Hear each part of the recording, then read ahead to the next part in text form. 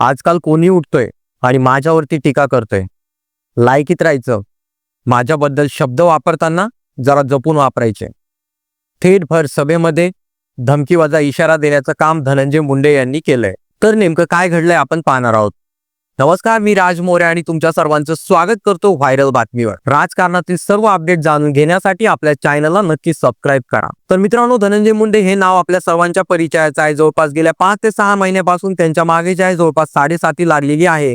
त्यांच्या मागे जे 7.5 लागलेली आहे ती संपण्याचं नाव घेत नाही आणि कोणी उठून त्यांच्यावरती टीका टिप्पणी करतोय असं त्यांचं म्हणणं आहे. एका सभेमध्ये बोलत असताना त्यांनी थेट सांगितलं की कुठलाही उपद सोंड्या उठतोय आणि माझ्यावरती टीका करतो, तर इथून पुढे माझ्यावरती टीका करताना स्वतःची जीभ जरा सांभाळायची, अन्यथा परिणामाला समोर जावं लागेल असं त्यांनी थेट त्या ठिकाणी शब्द दिले. मित्रांनो, आपल्या सर्वांना माहित आहे गेल्या अनेक महिन्यापासून जे आहे धनंजय मुंडे यांच्या मागे एक ना एक गोष्ट होताना दिसत आहे. सर्वात अगोदर जे आहे वाल्मिक कराड प्रकरण, त्यानंतर जे आहे त्या ठिकाणी महादेव मुंडे प्रकरण आणि त्यानंतर त्यांचं मंत्रिपद गेलं.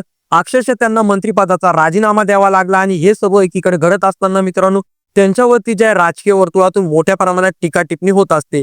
त्यांच्यावरती जे त्यांच्याच पक्षातील काही लोकांनी टीका टिप्पणी केली, तर गेल्या काही दिवसापासून धनंजय मुंडे विरुद्ध मनोज जरांगे पाटील हे देखील नवं समीकरण आपल्या सर्वांना माहित आहे. गेल्या अनेक दिवसापासून जे आहे मनोज जरांगे पाटील हे जे आहे धनंजय मुंडे यांना टार्गेट करत असतात आणि त्यांची कुठली कृती असो जी चुकीची असेल तिच्यावरती बोलण्याचं काम जे आहे मनोज जरांगे पाटील हे करत असतात. आता 2 ते 4 दिवसापूर्वी जे एका सभेमध्ये बोलत असताना सध्या आपल्या सर्वांना माहित आहे महाराष्ट्रामध्ये स्थानिक स्वराज्य संस्थांच्या निवडणुका लागल्या होत्या. तर त्या पार्श्वभूमीवरती परळीमध्ये जे आहे धनंजय मुंडे यांची एक सभा होती.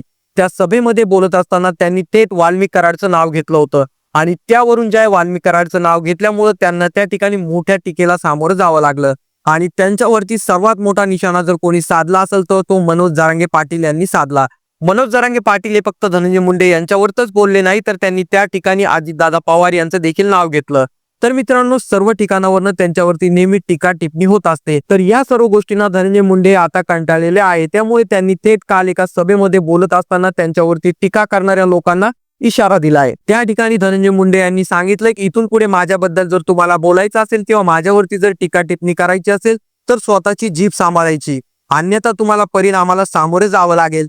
त्यासोबत ते बोलत असताना म्हणाले, एक वेळेस माझ्यावरती टीका केली तर मी ऐकून घेईल, परंतु बीडकरांवरती टीका करणं किंवा बीडचं नाव खराब करणं हे तुम्ही थांबवलं पाहिजे, अन्यथा बीडची जनता तुम्हाला लायकी दाखवून देईल अशा प्रकारचं वक्तव्य करत त्यांनी विरोधकांना देखील त्या ठिकाणी ठासलेलं आहे. तर मित्रांनो, याबाबत तुमचं मत काय खाली कॉमेंट करून सांगा आणि आपल्या व्हायरल बातमी चॅनलवरती नवीन असाल तर चॅनलला नक्कीच सबस्क्राईब करा.